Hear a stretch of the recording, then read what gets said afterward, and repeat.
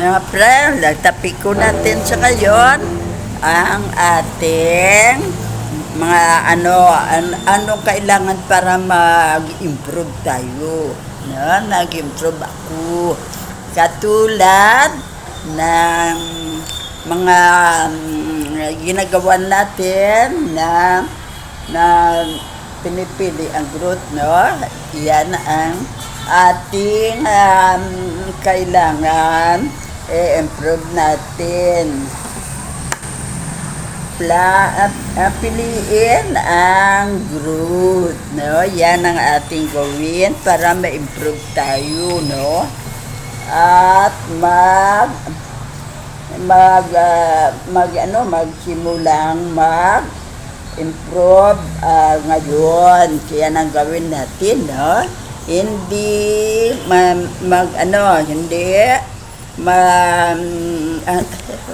okay tayo, okay. Yan ang gawin natin, no? Hindi mabiyaan na tayo mag-improve. Kaya kailangan natin ang mga taktikang ito, no? Yan ang kailangan natin. Ang number 2 natin ay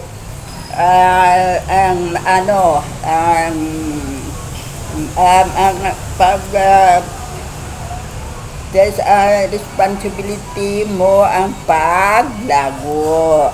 Kasi ang number 3 natin ng ito ang attention sa self, no? Dito sa self-development, no? Hindi sa fulfillment ng iba. Kaya ito ang atin. Dito tayo ma-explain. Kaya dito, ang example natin, dito ay kawawa ang na-assign dyan, no? Ito ay about the family, no? Ang family na yan, ang anak ng father, mother, member of family, 9. Ito ang example natin dito ay ang elder o ang number 1 na anak ang binigyan ng responsibilidad ng mother at father para makatapos pag-aral bilang profesional. Ang mga kapatid na 8 sila, no? Anuhin mo kung makapinis sila abatang high school at college, 10 goro ang years, no? Isa pa lang yan, isa pa lang sa kapatid ang napaaral mo. Pag 9 na, ang sabi niya, pag nakapinis na graduate sa college na ang ikalawang kapatid, nagsabi na sa father, mother na mag-asawa na ako, kay my first love ako. Mahal na mahal ko siya, kaya ipakasal ko na siya. Pero ang nagwagi, ang mother at father, hindi siya pinagbigyan. Pinatapos muna ang first love na girlfriend, hindi na magantay sa boyfriend niya. Mag-asawa na siya, kaya yan naiwan ang nagpaaral sa kapatid. Kaya yan, pag mo ng 7 mag-graduate sa college, ilang taon ang age mo, intindihin mo na, kawawa ka naman. Kaya yan ang nangyari. Ang katotohanan ito, kaya ay lang kami, kami, neighbor lang. Kawawa ang taong yan. Kay hindi sila naghingi ng advice sa iba kung anong mabuting gawin. Sila na ang nagdesisyon ang father, mother, at ang eldest, o hindi yan ang youngest na anak. Ito ang nangyari. Hindi yan kay nawalan siya ng asawa at mga anak. Kaya pagka-finish ng 7 niyang kapatid, ano na siya, matanda na, yung wala na magkagustong mga babae. Kaya tumingin na lang siya sa mga anak niya na tumulong sa pagpaaral pa rin. Yan ang naging ano niya na pero hindi yan, kawawa naman ang tao. Kaligayahan na yan. Pagtingin niya sa first love about Hana, ito naging asawa ko. Pero hindi namin swerte. Yan na lang ang ilagay sa isipan niya para maano niya. Pero yan, may solusyon tayo yan. Ito ang gawin natin. Yan sa mga nangyari ito. Kaya hindi pwede, hindi ni mangyari ito sa mga marami tayo dito sa earth, no? Yan may gid nga may mangyari dito. Ang gawin natin, ito ang solusyon. Paaralin kita.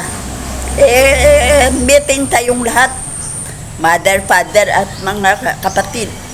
Paaralin kita, professional ka na, ang second, no? Basta tulungan natin paaralin ang ikatatlo. Pagka finish siya, professional na siya, dalawa na lang kayo ang magpaaral sa ika-4. Libre na siya, pwede na siya mag-asawa sana. Yan ang ating gawin. Pagka na-finish pwede na makapag-asawa ang number 2 na anak, no? Ang number 3, okay na kung ma-finish na ang number 3, no? Ang number 3. Kang nag-professional na siya, na may trabaho na. Sila naman ng dalawa ng number 2 at number 3 ang magpaaral sa number 4. Yan ang gawin natin, taktika para walang kawawa. Walang kawawa, kaya hindi na maibalik ang nakaraan. Hindi na siya, hindi na siya maging young, old na siya. Maski anong gawin natin, old na. Gusto ng babae, makaanak sila. Makaanak pa ba? Kung ang iasawahin mo, hindi naman pwede ang matanda ka, ang asawa mo daw, anak mo lang, bata sa'yo, hindi naman pwede. Kaya kailangan mag-asawa ka ng katulad ng age mo. Ang laki mas kwan sa babae. Kaya iyan ay hindi na pwedeng makaanak. Yan ang pinaka-worst na nangyari sa pinaka-eldest. Kaya yan ang gawin natin. Itulungan natin ang mga ganyang mga pangyayari. Na yan ang ideyahin, tulong-tulong. Ang magparal, ang next study last. Lahat kayo may asawa at dapat kayo ay mainak. Kung may birthday, happy kayo na siya kung siya lang ang nagpaaral hasta nakatapos lahat, kawawa siya. Nagano lang sa inyo na happy na kayo ng mga anak mo. Kaya mga friend, yan ang solusyon natin dito sa unang problema natin. Ang pinaka-the next naman natin, kay ito ya ang ating sample, totoong buhay ito. Ito, ang kaibigan ko na kwansa, matandang dalaga yan. pa-abroad, mga 30 years na, no, naging domestic helper siya.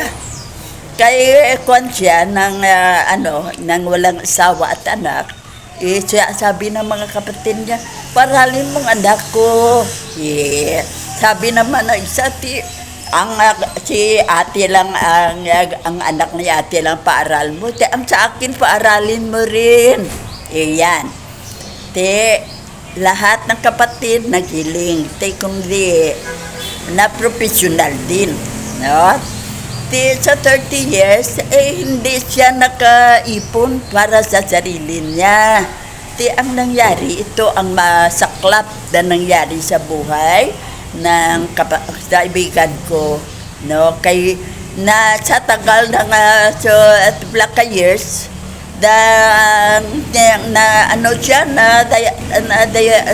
diabetes. Kailangan makauwi na siya kaya hindi na siya katrabaho at kailangan siyang i-dialysis. Pero ang masaklap na pangyari na ito lesson sa atin na huwag natin pabayaan ang sarili natin.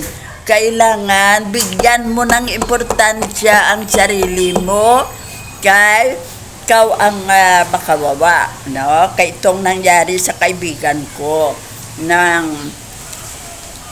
napinis na ang mga anak ng mga kapatid niya.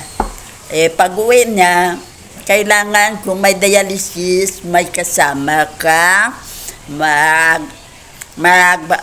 punta sa dialysis para kung masama ang pakiramdam mo tapos dialysis may abay sa iyo na hindi ka matumba o hindi man. Ang nangyari, ang mga pamangkin ay hindi magsama sa kanya kung hindi iya bayaran. Kailangan may money. Kaya kung hindi mo ko bigyan, hindi ta kasamahan. Hindi yan nakaipon para sa sarili niya. Kaya ang sa isipan niya, matapusin ko ang mga pamangkin ko. Yan ang kaligayahan ko. Pero ang nangyari, siya ang nakawawa, no? Wala na siyang pera. Wala na sa pangbayad sa mga pamangkin niya. Kaya yan. Transfer sa dito sa Silay City, Teresina, Halandone Hospital, hindi sa Riverside. Namatay. Kawawa ka. Kaya yan ang example natin na huwag pabayaan ang sarili natin. Kung mapa-abroad man tayo, deposit ka para sa sarili mo kay hindi mo alam may mga taong walang utang na loob na yan kasalanan mo yan.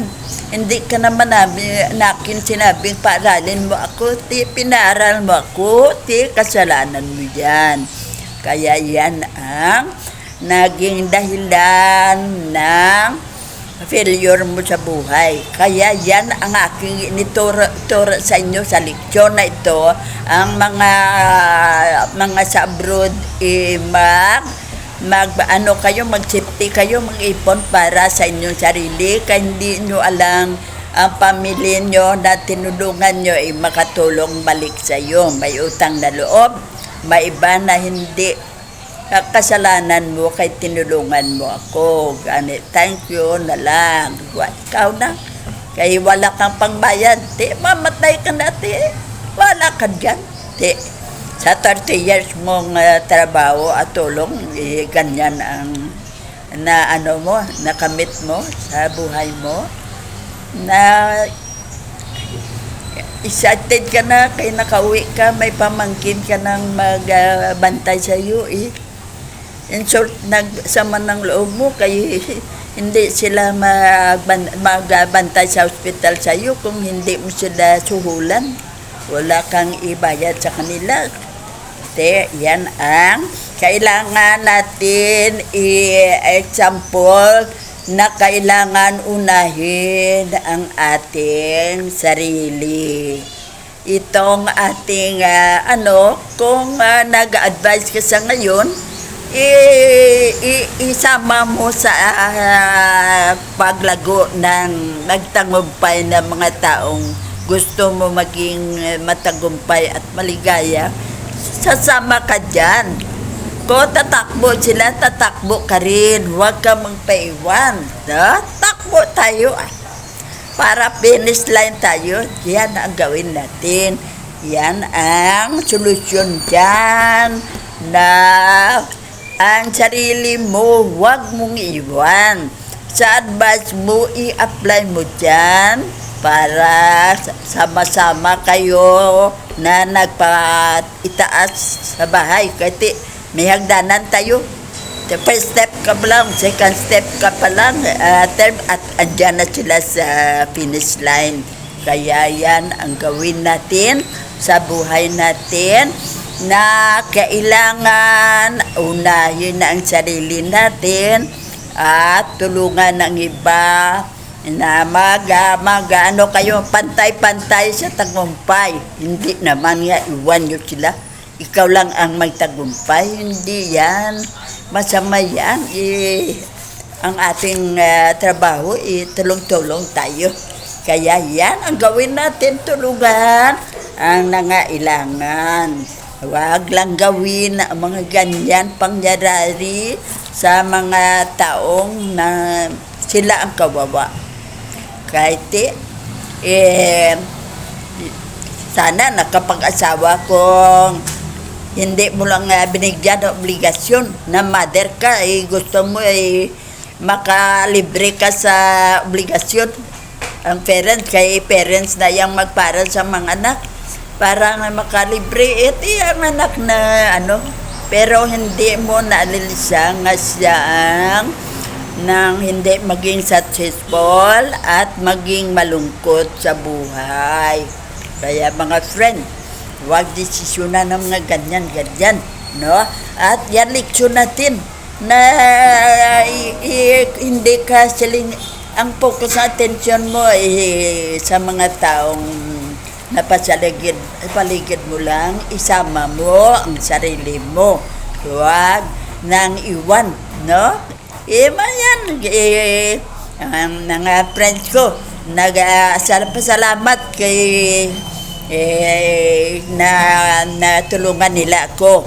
Kaya mula ngayon, ay sabay na ako sa inyo sa pagpalago ng buhay natin, para sabay-sabay tayo maging successful sa buhay. Mga friend, thank you sa pagtulong sa akin, ha. Kaya yan, kailangan may kaibahan ang tingin sa mini learning ng mga taong successful sa mga taong hindi. Yan. Kaya kailangan natin ang limang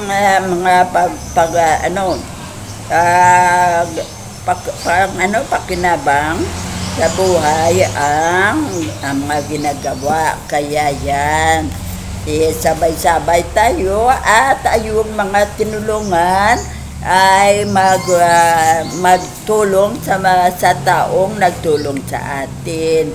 Yan ay utang na loob, no? Utang na loob mo na na-finish ka sa pag-aral dahil sa kapatid mo. Utang na loob mo sa tiyahin mo na naka-finish ka, gawin mo ang lahat. Ito naman ang aking kaibigan, leader namin ito sa aming samahan, no? Nagtulong kami sa mga dito sa barangay namin, kaya itong assignment namin. Ang asband niya may sakit sa heart. Yan namatay. Pero hindi pa namatay, kay may ganinang sa heart na sige. Pero sa ya guro namatay na siya, pero sa tingin ta buhay pa, kay daw nagano pa ang kwan sa heart ng aparato. Ang sabi ng mga anak sa mother nila, huwag kunin ang aparato. Kay gusto nila, pagdating nila, buhay pa sa kanila ang ama nila. Kaya inantay sila. Inantay sila kaya hindi sila dayon ang airplane na sakyan nila. Pagdating nila, siya lang. Ilang araw pa at kinano na aparatos.